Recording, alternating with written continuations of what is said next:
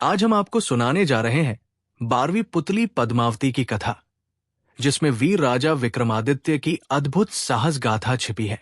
कहानी शुरू करने से पहले यदि आप हमारे चैनल पर नए हैं तो लाइक, शेयर और सब्सक्राइब जरूर करें, ताकि आपको हमारे हर ऐतिहासिक और प्रेरणादायक वीडियो की जानकारी मिलती रहे। 12वीं पुतली पद्मावती की कथा। एक रात राजा विक्रमादित्य अपने महल की छत पर बैठे थे। चंद्रमा अपने यौवन पर था और वातावरण बहुत सुहावना था। अचानक उन्होंने किसी स्त्री की चीख सुनी। चीख की दिशा का अनुमान लगाते ही वे तुरंत अपनी तलवार उठाकर घोड़े पर सवार हो गए और उस दिशा में चल पड़े।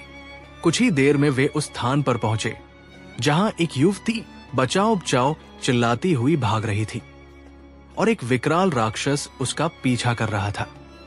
विक्रमादित्य ने घोड़े से छलांग लगाई और युवती को बचाने के लिए तलवार खींच ली। युवती भयभीत होकर उनके चरणों में गिर पड़ी। राजा ने उसे अपनी बहन कहकर ढांढस बंधाया और उसकी रक्षा का वचन दिया। राक्षस ने राजा को देखकर अट्टहास किया और कहा, तुम एक साधारण मानव हो, मेरा क्या बिगाड़ सकते हो? लेकिन विक्रमादित्य बिना डरे उस पर टूट पड़े। दोनों के बीच भयंकर युद्ध हुआ।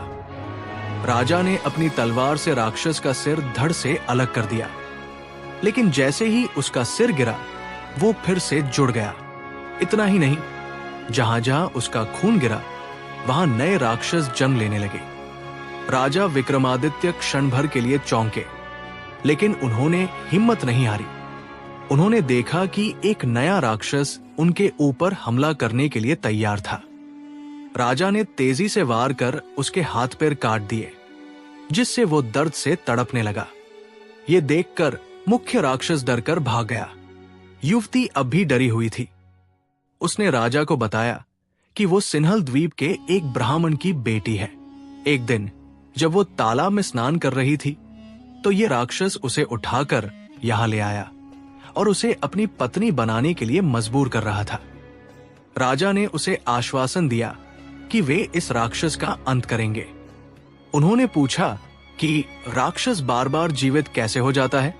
युवती ने बताया कि उसके पेट में मोहिनी नामक एक दिव्य कन्या रहती है, जो अमृत डालकर उसे पुनः जीवित कर देती है। विक्रमादित्य ने युद्ध की नई रणनीति बनाई। तभी अचानक झाड़ियों से एक सिंह निकला और उन पर झपटा। राजा ने उसकी चाल पहचान ली।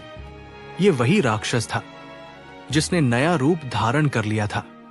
राजा ने युद्ध शुरू किया और इस बार जैसे ही मौका मिला उन्होंने तलवार से राक्षस का पेट चीर दिया।